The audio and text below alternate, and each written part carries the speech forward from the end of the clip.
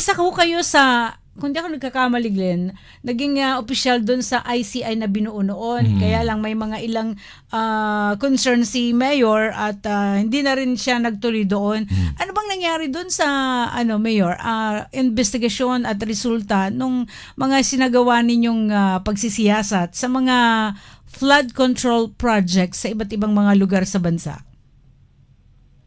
Well, alam mo, Laila and Glenn, Opo. 2 weeks lang ako doon. Ano? Oo 2 nga weeks po lang. eh.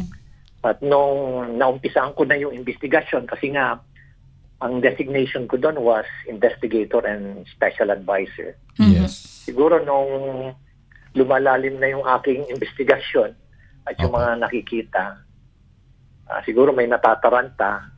Kaya on the 10th day, biglang nag-announce si Yusek Castro na hindi na ako investigador, special advisor na lang. Ayun na nga. Kaya kung ganun din lang ang aking role, minabuti ko na mag-resign kasi wala na akong kwenta doon. Oo.